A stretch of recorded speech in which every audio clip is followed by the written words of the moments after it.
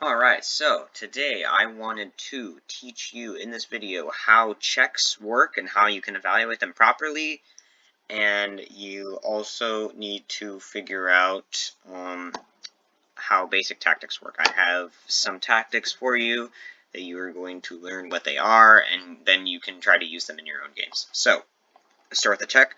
Let's start with this move. So, we need to figure out how to best respond to this. So if we click on the king has two moves, this or this.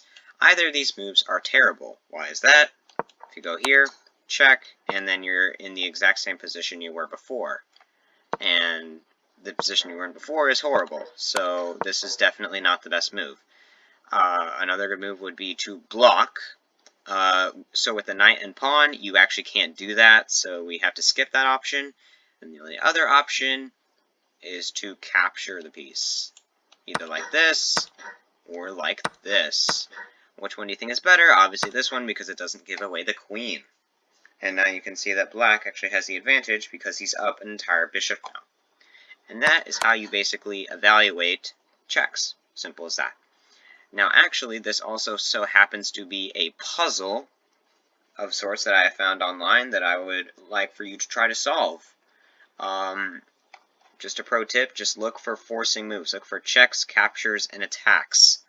So look at all of the captures. Look at this one, look at that one, take a look at this attacking the queen. Just take a look at everything.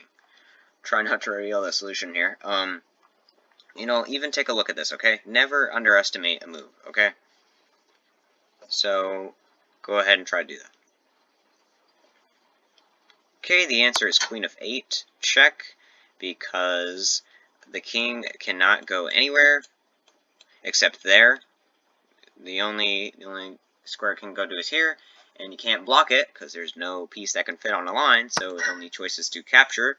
And then rook h8 is a very nice checkmate because the knight covers the one escape square that the king has.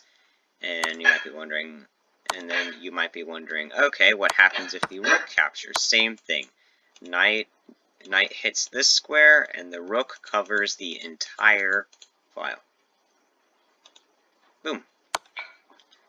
That is a really nice puzzle. Now, let's go into some tactics. So, let's rewind here. So white just promoted to a queen. How do you win? Or how do you make sure that this stays a draw? Because if you leave it much longer, it's going to be a draw. Bishop here, check. Because the king now has to move out of this line of fire, and then the bishop picks it up, and now it's a draw, because you cannot checkmate with the king and a bishop. This tactic is called a skewer, because you are skewering a more powerful piece, move out of the way, so that you can win a lesser valued piece, because the king is obviously higher valued than the queen. Moving on to the next tactic, this is called a fork. White is trying to figure out whether he can take this pawn safely. Can he? Answer the question. No, not at all, because fork and picker-upper, and it's a draw. And as you can see here, he has a slight advantage, so depending on what move you play, you can try to actually win this position. So you could try to play something like king c6 or something. This actually apparently leads to a draw, but I'm not here to study this endgame, so let's move on to the next one. This one is called convergence. This is kind of a really lame example, but I kind of just wanted to show you how piece coordination works and how you count the defenders and attackers. If you have more attackers than defenders, then obviously you're going to have a problem, but if you had an attacker, like let's say this pawn was on d3 defending, then you could say technically there are still more attackers than defenders, but the defender is a lesser valued piece, so black would have to sacrifice, which he probably would do because it leads to check. The king is in the center, so a sacrifice maybe would be possible because the king is in the center and he's bare naked. So next thing. This is called a pin, so as you can see, white has the advantage here. Black just played bishop here, aiming at this pawn. So a good move here might be c4. Just putting all the pawns on light squares so that the dark square bishop can no longer attack them. But instead, black decided to try to make some counterplay happen and take this pawn here. As you can see, now this is completely losing because of this bishop here, which pins the rook to the king. So now the king is going to try to unpin, which now gives him the advantage, actually. The king is going to come here, actually, because the pin is still sustained. The king's going to come here, captures, captures, and now this king's going to come, and actually, what move wins here? This? Nope, that leads to a draw. How about this? Yeah, that move is winning. And then after, like, something like this, check, here, captures, captures. Oh, wait, no, this move actually favors black. Oh, whoops, I'm an idiot, and now this will march up. So yeah, depending on how well you play this, is whether you're going to win or not. But yeah, as you can see the basic point of the pin. Alright, next position. So we went out of, now we're done with tactics. We learned convergence, pins, skewers, and what else? Oh, and also sacrifices.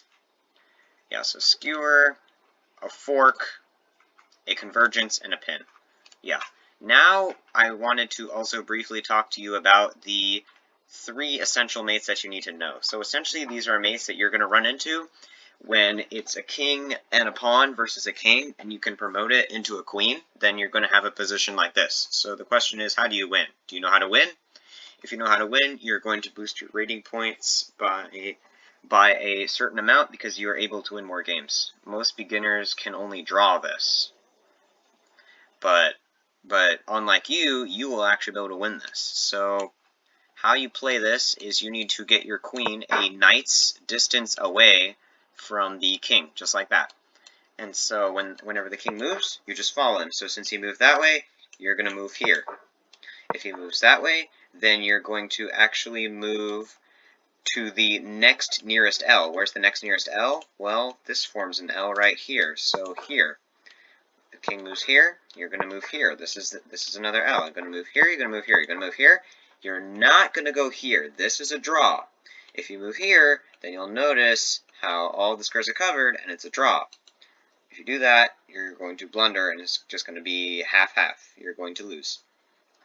So now what you need to do is when a king hits the corner, you need to sound off an alarm on your brain to bring your king into the game. So now my question for you is, do you think we should bring the king in this way? Or do you think we should bring in the king this way? Which one do you think? The correct answer is to the right, because if you do it to the left,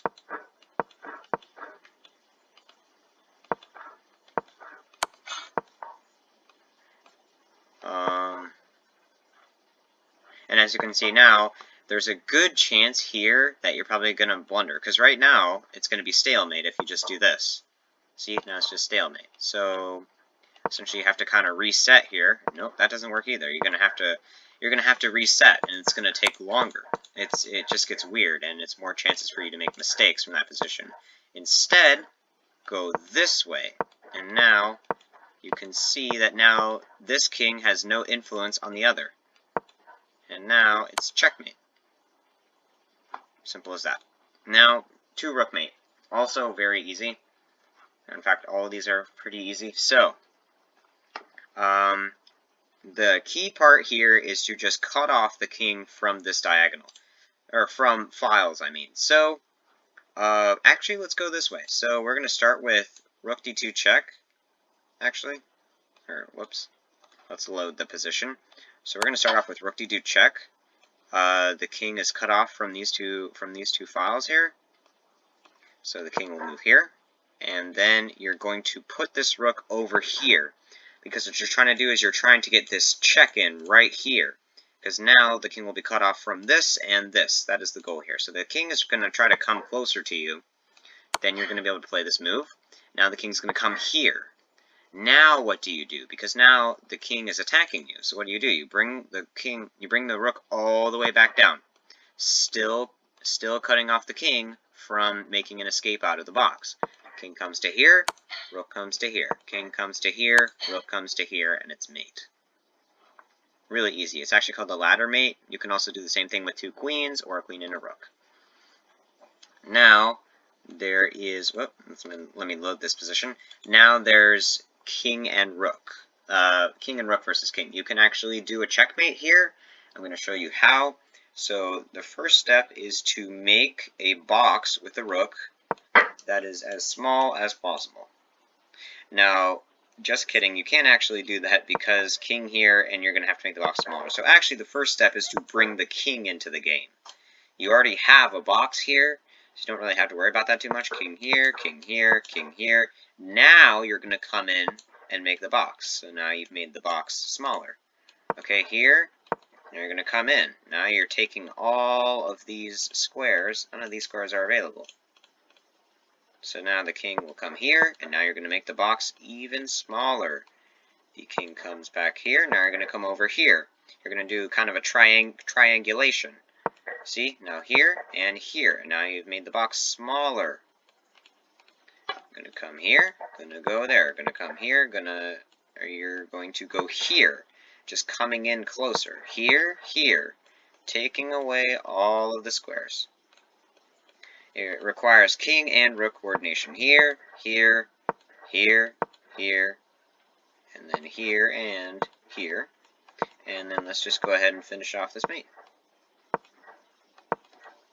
And now here in this position, this is where the mate actually happens. So as you can see, now the king is covering all of this position. This is what we call the quote-unquote mating picture. This is what the mating picture looks like, because now the king's only move is this, and then this is indeed checkmate. Simple as that. So, there you go.